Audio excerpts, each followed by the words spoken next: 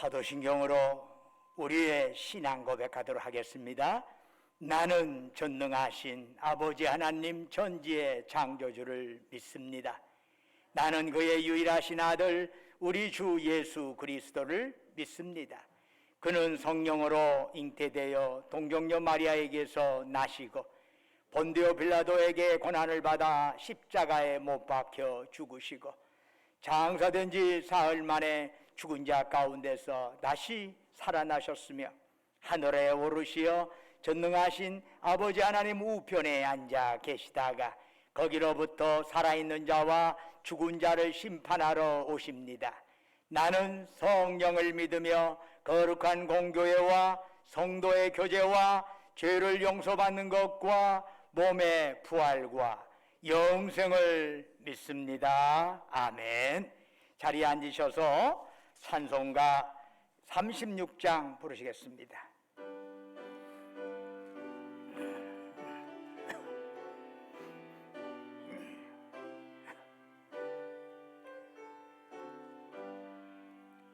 주 예수 이름 높이어 다 찬양하여라.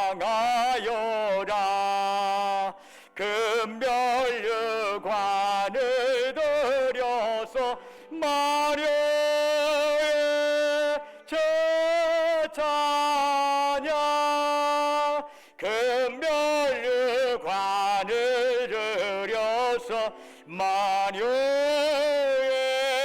주 찬양.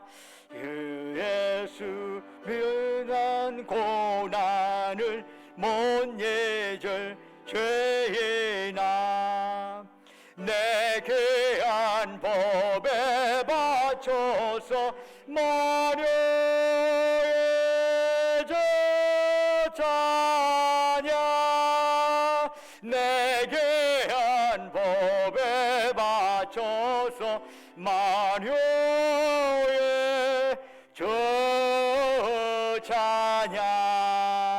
이제 그의 거하는 온 세상 사람들 그 크신 위엄 높여서 마려의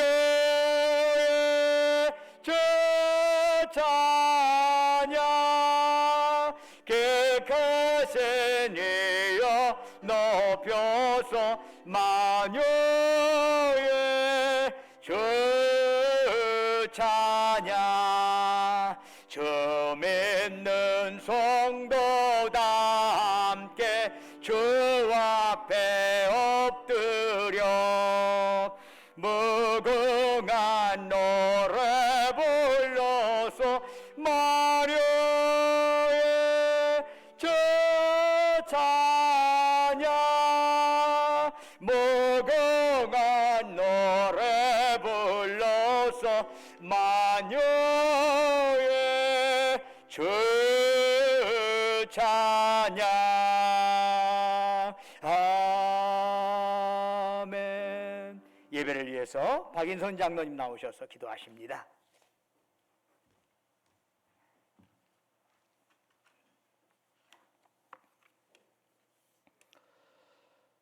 찬양과 경배를 받으시기에 합당하신 하나님 아버지, 지난 한 주간도 아버지의 은혜 가운데 보호해 주셨다가 새로운 주님의 날 복되고 거룩한 주일을 맞이하여 주님 앞에 예배드리게 해주시니 감사를 드립니다.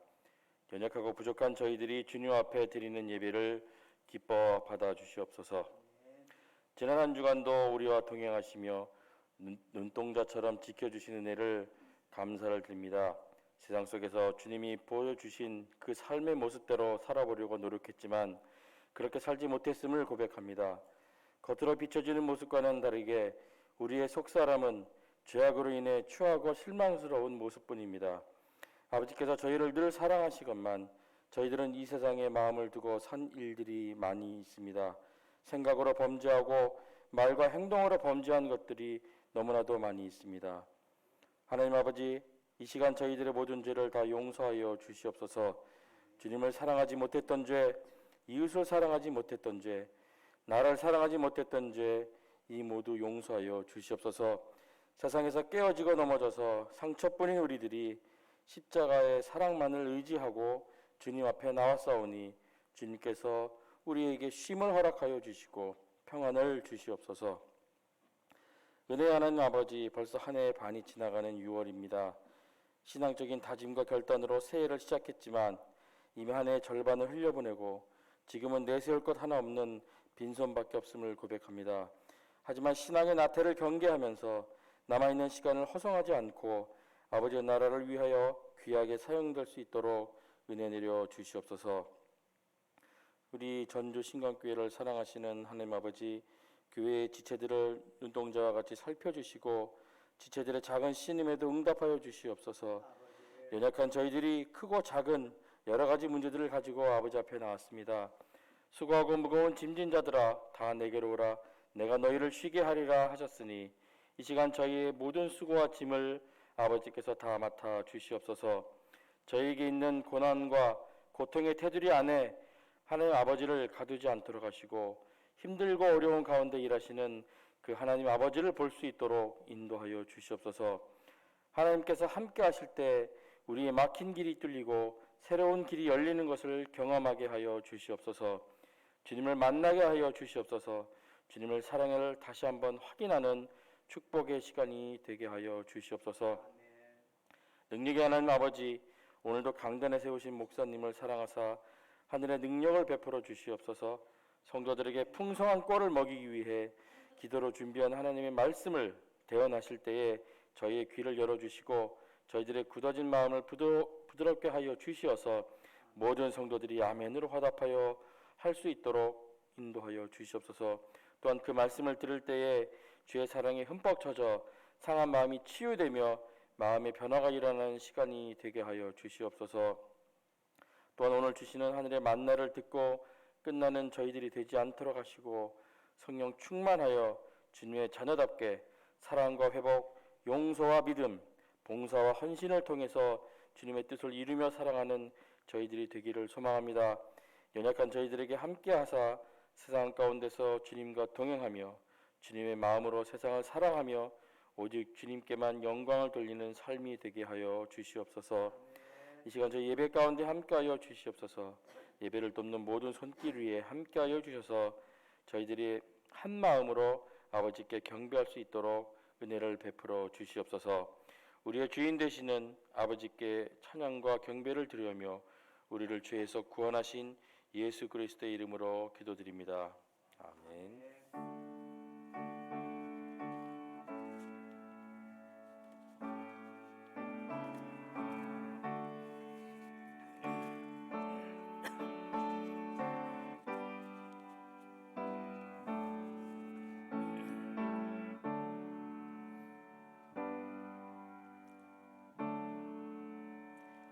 할렐루야. 좌우에 있는 형제자매들에게 사랑 인사 나누겠습니다. 주님의 이름으로 사랑합니다. 샬롬. 만나면서 반갑습니다. 처음 뵙습니다. 자주 뵙습니다. 주님의 이름으로 사랑합니다.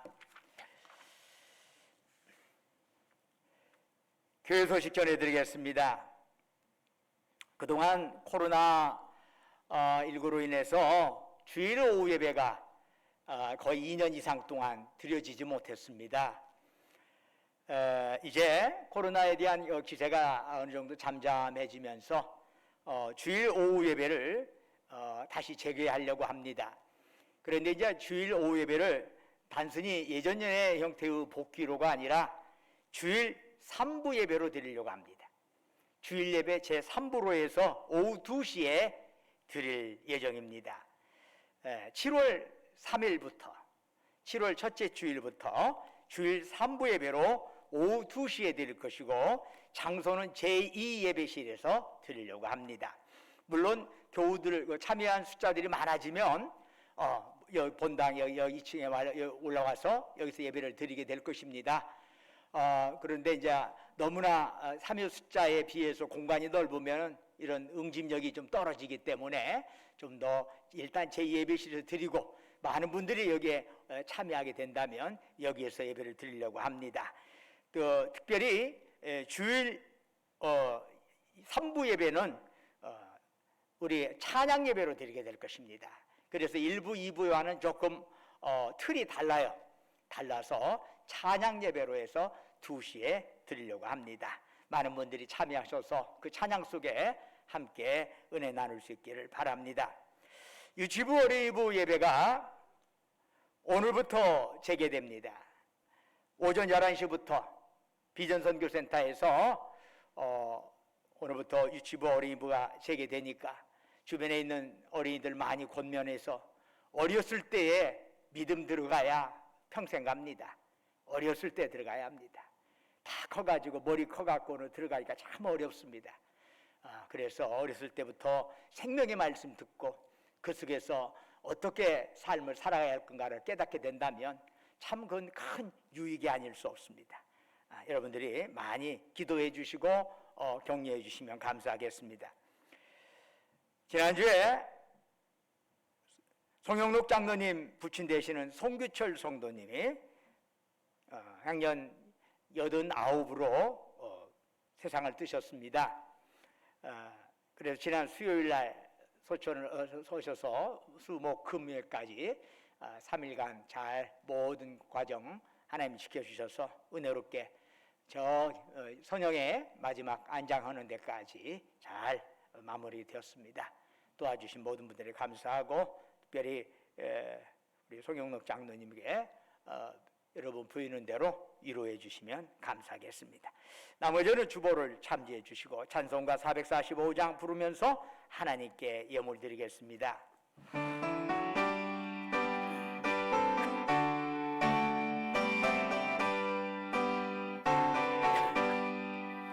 대산을 넘어 홍곡에 가는 빛 가운데로 걸어가면 주께서 항상 지키시기로 약속한 말씀 변치 않네. 하늘의 영광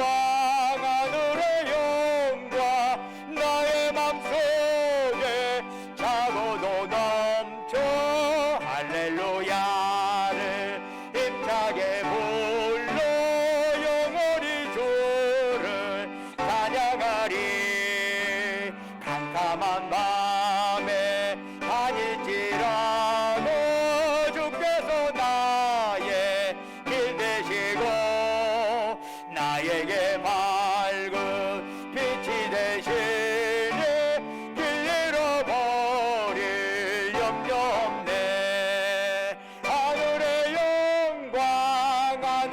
영광 나의 맘속에 차고도 넘쳐 할렐루야를 힘차게 불러 영원히 주를 찬양하리. 강명한 그빛 마음에 받아 찬란한 천국 바라보고 할렐루야를 힘차게 불러 날마다 빛에 걸어가리. 하늘의 영광 나의 맘속에 차고도 넘쳐 할렐루야를 힘차게 불러 영원히 주를 찬양하리. 아멘. 은혜와 사랑이 충만하신 아버지 하나님, 거룩한 성의를 저희들에게 허락하시고 이 아침 주의 전에 나와서 이처럼 예배드릴 수 있도록 저희들의 몸과 마음을 이곳으로 지금까지 보살피시고 인도하신 주님, 이 시간 저희들 주님을 낭망하면서 우리의 마음과 뜻과 정성과 힘을 다해 주께 예배드리오니 오직 주만의 우리가 드린 찬양 영광 홀로 받으시옵소서. 아버지 하나님, 참으로 저희들이 드린 예배가 하늘에는 영광이요 예배드린 우리 모두에게 은혜와 기쁨 충만한 자리가 되기를 원합니다. 사모하는 심령마다 주의 영으로 가득 채워주셔서 아버지 하나님, 예배를 통해서 우리 연약한 영역이 강건해지게 하옵소서. 예배를 통해서 우리 얽히고 설킨 문제가 해결받게 하여 주시옵소서. 아버지 하나님, 이곳에 임하시고 이 기도하는 곳 찬양하고 예배드리는 모두에게 하늘의 복으로 가득 채워 주시옵소서. 지난 한 주간도 주님의 은혜 안에 살게 하시고 오늘 거룩한 성일 주 앞에 나와 또한 소중한 물질을 주께 드리게 하심 감사드리옵니다. 우리를 향하여 베푸신 주님의 사랑 은총 생각하면서 예물 드리오니 주여 받으시고 바치는 심령 후에 큰 복을 내려 주옵소서. 11조로 주께 바칩니다. 범사에 감사해서 범사감사한금 바칩니다. 우리의 삶의 정 곳곳에 하나님의 손길 기억하면서 특별한 다양한 제목으로 주님 앞에 특별 감사한금 드리옵니다. 매주마다 주님과 약속했던 주정금 바칩니다. 너희는 땅끝까지 가서 내 증인 되어라. 주의 말씀 가슴에 새기면서 해성경금 국내 성경금 드리옵니다. 우리 주변의 어려운 이웃들을 생각하면서 긍휼의 마음 담아 사랑 나눔 헌금 바칩니다. 그 밖에 각자의 처지와 형편에 따라 아버지 하나님께 서운하며 간구하며 예물 드리오니 주여 받으시고 바치는 심령 후에 큰 복을 내려 주시옵소서. 그 밖에 꽃으로 목소리로 몸으로 여러 형태로 이름도 없이 빛도 없이 주께 헌신하고 헌물한 그들을 기억하여 주옵시고 그들의 섬김 받으시고 하늘 상급으로 가득 채워 주시옵소서. 아버지 하나님, 오직 이 예물 쓰이는 곳곳마다 복음의 역사만 나타나게 하시고 주님 영광만 아름답게 드러나게 하옵소서. 특별히 우리가 이 땅 살아가는 동안에 물질이 없어 어려움 당하지 않게 하시고 행여 물질로 인하여 교만하지도 않게 하옵소서. 주신 물질, 주신 생명, 주신 건강, 은사, 시간 그 모든 것 가지고 주께서 우리 영혼 오라 부르시는 그날까지 이 땅에 있는 동안에 죽도록 하나님께 충성하며 이웃을 섬기며 나누며 사랑하게 하옵소서. 우리 주 예수 그리스도의 이름으로 간절히 기도드립니다. 아멘. 오늘 우리에게 주시는 하나님의 말씀은 에스라 2장 64절에서 69절까지의 말씀이 되겠습니다. 구약성경 713쪽입니다.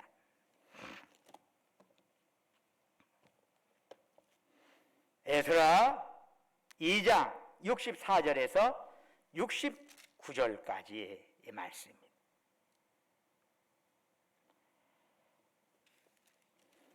저와 여러분이 한 절씩 교독하겠습니다. 2장 64절입니다. 온 회중의 합계가 42,360명이요 그 외에 남종과 여종이 7,337명이요 노래하는 남녀가 200명이요 말이 736이요 노새가 245요 낙타가 435요 나귀가 6,720이었더라. 어떤 족장들이 예루살렘에 있는 여호와의 성전의 터에 이르러 하나님의 전을 그곳에 다시 건축하려고 예물을 기쁘게 드리되 힘 잘하는 대로 공사하는 금고에 드리니 금이 6만 다리기요 은이 5천만에요 제사장의 옷이 100벌이었더라. 아멘. 오늘 이 예배에 참여한 여러분 모두에게 하나님의 예비하신 축복과 평강이 함께하기를 주님의 이름으로 축원합니다. 주전 538년에 페르시아의 왕 고레스가 칙령을 발표합니다. 바벨론에 사는 유대인들은 다 본국으로 돌아가라. 거기서 성전을 건축하면서 살아라. 이 칙령으로 인해서 바벨론에 살던 유대인들은 에스라 느헤미야서에 의하면 3차에 걸쳐서 예루살렘으로 돌아가게 됩니다. 제1차 기환은 주전 537년 스룹바벨 인도하에 이루어집니다. 제2차 기환은 주전 458년 에스라의 인도하에 이루어집니다. 제3차 기환은 그 후 13년 후에 주전 445년 느헤미야와 함께 이루어지게 됩니다. 오늘 우리가 읽었던 에스라 2장은 제1차 귀환자들의 명단을 담고 있습니다. 거의 70절가량의 이 명단이 할애되어 있습니다. 여러분 성경을 읽다가 이런 이름들이 쫙 나열된 본문이 나오면요 그냥 지나치기 버리기가 쉽습니다. 그래도 성경이니까 하고 읽는 분도 있지만은 그 발음하기도 어려운 사람들의 이름이 계속 나오고, 뭐뭐 사람들이 몇 명이더라, 뭐뭐 사람들이 몇 명이더라, 어디 지역 사람들이 몇 명이더라. 아이고, 그러다 보니까 그런가 보다 하고 별 의미 두지 않고 읽을 때가 참 많습니다. 우리가 이런 명단에 지루해하는 것은 그들이 나와 관계가 없다고 생각하기 때문입니다. 뭐 충분히 그럴 수도 있지요. 내가 모르는 사람들의 이야기, 우리가 뭐 구태여 명단 하나하나를 누가 신경 씁니까? 만약에 비행기 사고가 났는데, 아이 그 우리 지역 그 비행기래, 아이고 나와 관련된 사람들이 있을지도 모르겠어. 그러다 보면은 또 얘기가 달라져요. 그 탑승자 명단이 100명이든 200명이든 내 가족의 이름이 들어있는지, 내가 아는 사람들의 이름이 있는지 긴 명단을 유심히 살펴보게 될 것입니다. 나와 관련이 있다면 우리는 거기에 관심을 기울이지 않을 수가 없어요. 그런데 그게 관련이 없으면 그보다도 따분할 수 없는 것이 바로 이 명단, 이름 명단 잔뜩 나열해 놓은 것이요. 그러면 하나님께서 이 많은 명단을 에스라서에 포함시킨 이유는 무엇일까요? 에스라 2장에 기록된 한 사람 한 사람의 이름과 숫자가 그냥 지나쳐버리거나 무시할 수 없는 것들이기 때문입니다. 무엇보다도 이들은 예루살렘 성전 건축에 자원한 사명자들입니다. 예루살렘을 성전을 짓겠다고 제1차 귀환한 회중들의 합계는 오늘 본문의 64절에 의하면 42,360명입니다. 그의 남정 여정이 7,337명입니다. 노래하는 남녀가 200명입니다. 합쳐보니까 약 5만 명 정도가 됩니다. 그러면 우리는 에스라 2장에 나오는 귀한 명단에서 무엇을 배울 수 있을까요? 2500여 년 전 유대인 포로 귀환자들의 명단이 오늘 사는 우리와 어떤 관련이 있는 걸까요? 실제로 바벨론에서 예루살렘으로 귀환한 자들은 오래전에 바벨론으로 끌려간 당사자들은 극히 드물었습니다. 이미 그 중에 수십 년이 흘러가는 도중에 상당수가 죽었어요. 바벨론에서 죽었어요. 에스라 2장 1절을 보면은 바벨론으로 갔던 자들의 자손들이라는 표현이 나와요. 그 후손들이야. 그 다음 세대 혹은 그 다다음 세대의 그 후손들이 그 중에 일부가 귀환한 것을 알 수가 있어요. 오래전에 폐허가 된 예루살렘을 다시 일으키고 거기에다 성전을 건축해서 하나님의 예배를 바로 세우고자 그들은 귀환을 결단했던 겁니다. 즉 이들은 현실에 안주하지 아니하고 새로운 개혁을 꿈꾸는 자들이었다라고 말할 수 있습니다. 주전 538년 고레스 칙령이 있자 곧장 귀환을 결정한 사람들은 모두 합쳐서 5만 명 정도밖에 되지 않습니다. 그런데 어느 학자의 말에 의하면은 예루살렘으로 귀환하지 않고 바벨론 지역에 그대로 눌러앉은 사람들의 숫자가 약 200만 명 정도가 될 거라고 얘기합니다. 200만 명 중에서 5만 명, 그 숫자는 참으로 극히 적다고 말할 수 있습니다. 성경을 보면은 남은 자라고 하는 독특한 관용구적 표현이 나옵니다. 남은 자, 이사야 선지자는 이사야 10장 22절에서 남은 자에 대해서 이렇게 말씀을 하는데, 이스라엘 백성이 바다의 모래 같을지라도 남은 자만 돌아올 것이다, 이렇게 예언하고 있어요. 남은 자. 사도 바울도 로마서 11장 5절에서 은혜로 택하심을 받은 자는 남은 자밖에 없다면서 그 숫자가 대단히 적을 수 있다고 하는 사실을 암시하고 있습니다. 예수님께서도 마태복음 7장 14절에서 이런 말씀을 하시죠. 생명으로 인도하는 문은 좁고 길이 협착하여 찾는 자가 적음이라. 많은 사람들이 걸어가고자 하는 넓은 길이 아니라 불편하고 힘든 좁은 길을 걷는 자들이 바로 남은 자들이야. 바로 이 남은 자들이 천국 백성인 것이요. 여러분, 교회다가 등록했다고 다 천국 간다고 하는 보장 없습니다. 교회 등록했다고 천국 간다고 하는 것은 다 거짓부렁이들이 하는 얘기예요. 좁은 길을 걸어가는 자예요. 넓은 세상 사람들이 가는 넓은 길 나도 걸어가고 여기 1시간 가서 예배 드리는 걸로 모든 것을 마치 천국 가는 티켓을 다 담보하는 것처럼 착각해서는 안 되는 것이. 남은 자는 어떤 자들이야? 주님께 내 인생을 맡기고 주님이 가라는 그 길을 기꺼이 걸어가는 자가 남은 자예요. 어려운 시대일수록 개혁의 절실히 필요한 시대에 우리는 어떤 태도를 취해야 할까요? 바로 소수의 귀한 자들처럼 우리도 남은 자에 들어가기 위해서 우리는 어떻게 해야 할까요? 사도 바울은 빌립보서 2장 12절에서 교인들에게 이런 충고를 합니다. 나의 사랑하는 자들아, 너희가 나 있을 때뿐 아니라 더욱 지금 나 없을 때에도 항상 복종하여 두렵고 떨림으로 너희 구원을 이루라. 여기서 구원을 이루라는 말씀은 교회가 교회되게 하고 그리스도인이 그리스도인 되게 결단하라는 말씀입니다. 즉 남은 자의 모습으로 살아가라는 얘기죠.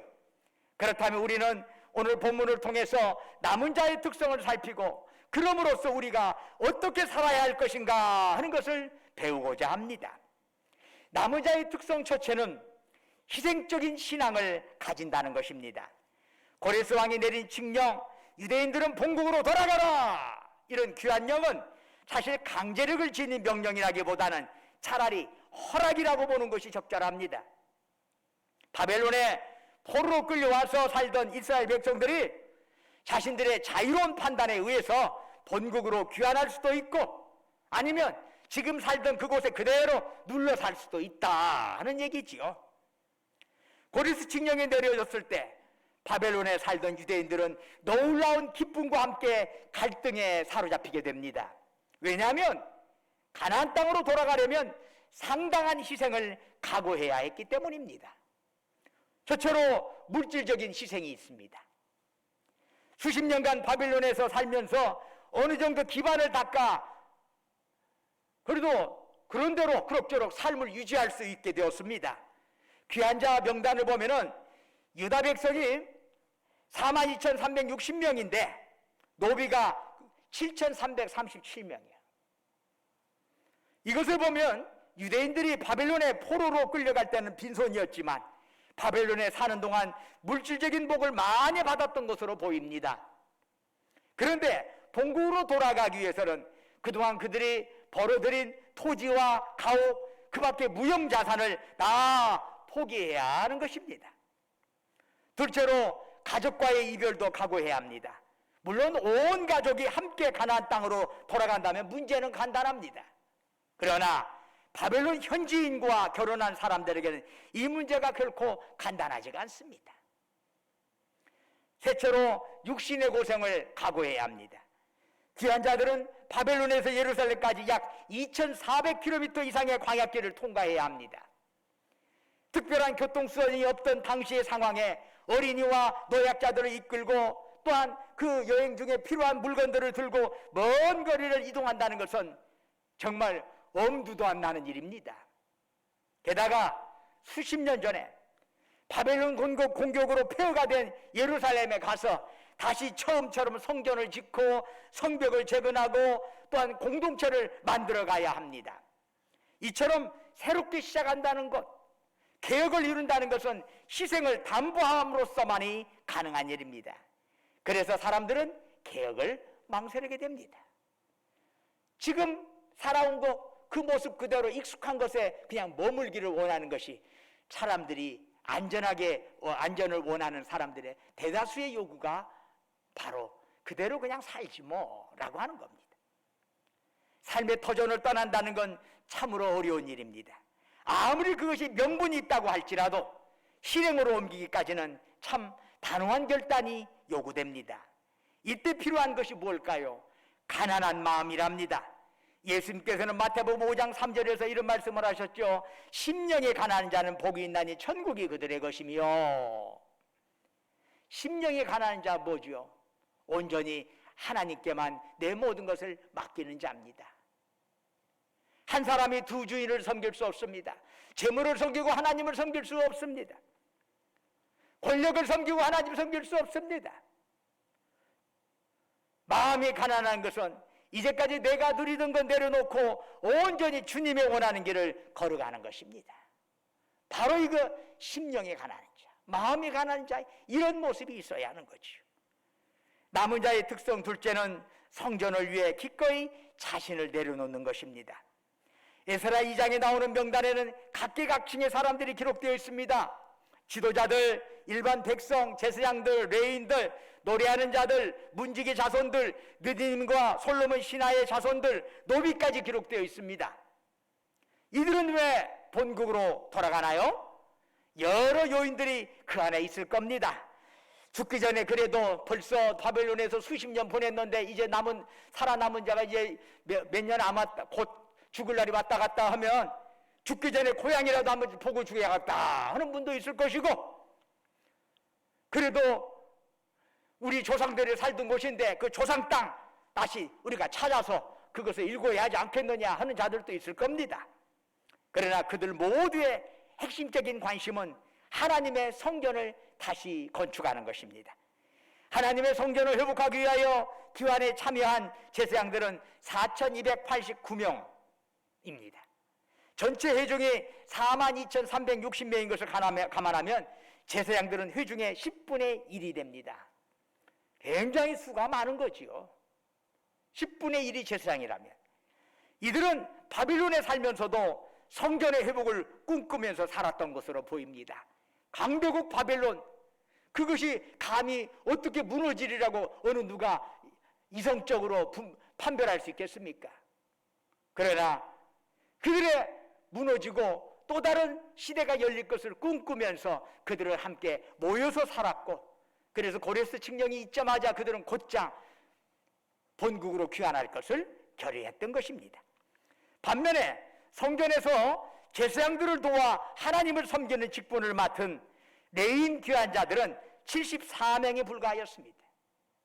본래 제사장보다는 레위인들이 훨씬 많아야 하는데 전혀 그렇지 않았습니다. 이것은 아마 성전에서 봉사하면서 직분을 감당하는 것보다는 세상에서 내 맘대로 돈 벌며 사는 것을 더 선호했던 것으로 보입니다. 그런데 우리의 주목을 끄는 기록들이 에스라 2장에 나옵니다. 성전 봉사자들 중에 43절에 느디님 사람들이라고 하는 표현이 나와요. 느디님 사람들. 43절에서 54절까지 느디님 사람들에 대한 이야기가 나오고, 또 55절부터는 솔로몬 신하의 자손들에 대해서 58절까지. 그래서 이 느디니 사람들, 솔로몬 신하의 자손들이 총 16절이나 되도록 길고 상세하게 기술하고 있는 걸 보게 됩니다. 이것은 구약성서 다른 본문의 족보나 명단과 비교해 볼 때 매우 이례적인 것입니다. 우선 그러면 느디니 사람들을 한번 살펴보면은 그들은 혈통상으로 이스라엘 사람들이 아닙니다. 즉 이방인으로서 이스라엘들의 노예가 되어서 성전에서 레인들을 도와 물을 깃든가 장작을 패든가 이런 허드렛 일을 담당하던 사람들이었습니다. 이들은 마음만 먹으면은 뭘 하고 성전에 가서 또 허드렛 일 가서 합니까? 그냥 바벨론에서 얼마든지 눌러 앉아서 누구 타치받지 않고 세상에서 마음껏 잘 살 수 있습니다. 그런데도 그들은 세상으로 나아가지 않고 다시 예루살렘으로 돌아온 것입니다. 성전에서 주요 업무를 담당하던 레위인들은 예루살렘의 귀환을 회피하는데 그 밑에서 일하던 느디니 사람들은 기꺼이 그 귀환에 참여했던 것입니다. 그것은 성전에서 하나님을 섬기면서 레위인보다 더 깊게 하나님을 사랑하게 되었기 때문으로 보입니다. 또한 솔로몬 신하의 자손들이 55절 이하에 나옵니다. 솔로몬 신하의 자손들은 어떤 자들이냐? 솔로몬이 가나안 원주민들 중에서 포로로 잡아온 자들의 후손입니다. 이들 역시 성전 밑바닥 일을 도맡아 하던 자들입니다. 어찌 보면은 느디님 사람들보다 더 힘든 일을 감당했습니다. 그런데 이 사람들 역시 마음 변치 않고 힘든 일이지만 성전에서 자신의 역할을 감당하기 위하여 기꺼이 귀한 행렬에 동참했던 것입니다. 또한 족장들은 예루살렘에 돌아와 많은 은과 금을 하나님께 바쳤습니다. 이 모든 것은 하나님의 성전을 건축하려는 뜨거운 열정에서 비롯된 것입니다. 이스라엘 백성은 포로로 있으면서 자신들의 존재 이유가 하나님이라는 사실을 절실히 깨달았습니다. 그래서 그들이 1차적으로 해야 할 일은 바로 하나님의 성전을 다시 세우는 것이었습니다. 성전을 짓는다는 것은 제사장을 위한 일이 아닙니다. 족장이 자기 세력 과시하기 위한 것도 아닙니다. 왜 성전을 짓나요? 그것이 하나님 백성의 존재하는 목적이기 때문입니다. 하나님 백성이 성전 없이 어떻게 존재합니까? 그런 의식을 가지고 기꺼이 성전을 위해 희생하고 헌신하며 새로운 개혁에 동참하였는데 바로 이들이 남은 자들이다라고 할 수 있습니다. 구약시대의 성전은 신약시대의 교회라 할 수 있습니다. 구약시대의 성전이라면 일단 건물을 먼저 떠올리지만 그 핵심은 건물이 아니라 그 안에서 이루어지는 하나님과 이스라엘 백성 간의 교제라 할 수 있습니다. 건물 자체보다는 그 안에서 이루어지는 하나님을 향한 찬양과 기도와 또한 회중들을 향한 말씀 선포와 은혜의 선포, 이런 것들이 바로 성전 안에서의 핵심적인 기능입니다. 바로 이 전통은 신약시대의 교회로 이어집니다. 그래서 교회는 건물이 아니라 사람입니다. 교회는 사람이에요. 예수님을 구주로 고백하는 사람들의 모임, 바로 그 자체가 교회입니다. 그러면 교회를 개혁한다는 것은 무엇일까요? 교회당을 재건축하자는 의미가 아닙니다. 사람들이 개혁되는 것입니다. 교회를 이루고 있는 우리 한 사람 한 사람이 변화되는 것입니다. 오늘날 많은 사람들은 너무나도 쉽게 신앙생활을 하려고 합니다. 다시 기초를 세우려 하기보다는 그 열매만을 따먹고자 합니다. 그러기에 교회가 변화되지도 못하고 사회를 변화시키지도 못합니다. 그러나 교회 기초를 다시 세우는 일은 항상 천국 백성이 1차적으로 해야 할 일입니다. 왜냐하면 교회는 항상 개혁되어야 하기 때문입니다. 이를 위하여 우리가 각각 말씀 앞에서 바로 서야 합니다. 더욱더 하나님의 은혜를 사모해야 합니다. 교회를 위하여 기꺼이 희생하고 헌신할 수 있어야 합니다. 그럴 때 전주 신광교회를 통해서 죽어가는 영혼들이 다시 살아나게 될 것입니다. 사랑하는 여러분, 우리가 다시 일어서야 합니다. 그냥 그럭저럭 믿다가 그럭저럭 죽어가는 그런 인생 살고 싶습니까? 아니면 제대로 믿고 제대로 잘했다 충성된 종아라고 칭찬받는 그러한 마무리가 되기를 원하십니까? 여러분, 주저앉고 싶은 마음 다시 일깨워서 마음을 모아 신앙의 기초를 다시 쌓을 때라고 생각이 됩니다.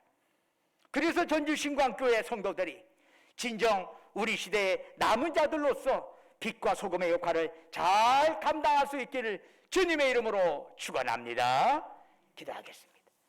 은혜와 사랑이 충만하신 아버지 하나님, 우리에게 임하시옵소서. 다시 한번 함께 이 교회 안에서 하나님 향한 찬양과 기도와 하나님께 들어올리는 영광의 소리가 커져가게 하옵시고, 우리의 심령에 하나님을 향한 하나님이 내려주신 은혜와 기쁨 가득하게 하시고, 교회가 교회로서의 본연의 모습을 되찾고 세상 사람들이 원하는 것이 아니라 하나님이 원하는 교회의 모습으로 회복되게 하옵소서. 예수님 이름으로 기도드립니다. 아멘. 다 같이 일어나셔서 찬송가 54장 부르겠습니다.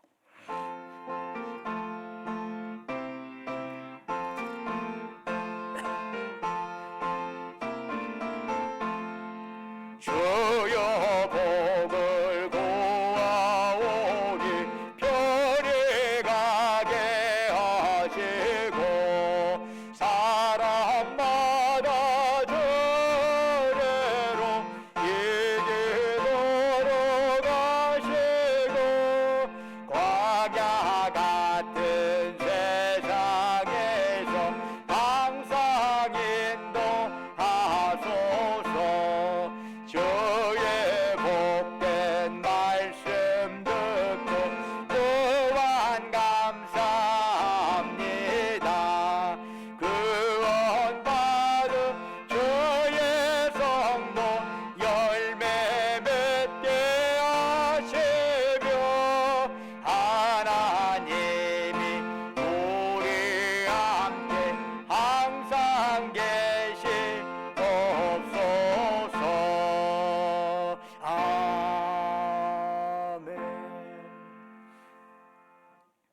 이제는 우리 주 예수 그리스도의 은혜와 아버지 하나님의 만극하신 사랑과 성령님의 이루하시고 교통하시고 충만케 하심의 역사가 제1차 포로기환 그걸 계기로 새롭게 개혁이 시작된 것처럼 오늘날 우리 한국교회 잠자고 늘어져 있는 이 현실을 직시하면서 다시 두 발 딛고 일어서서 올곧게 하나님의 영광 돌리며 올곧게 하나님 찬양하며 믿음의 사람으로서 하나님의 자녀로서 합당한 모습으로 살아가겠노라고 다짐하는 사랑하는 주의 백성들과 그들이 속해 있는 가정과 직장과 사업장 위에 외지에서 공부하느라 직장 다니느라 군복무하러 수고하는 우리 아들 딸들 위해 지금도 영원토록 함께 하시기를 간절히 축원하옵나이다. 아멘.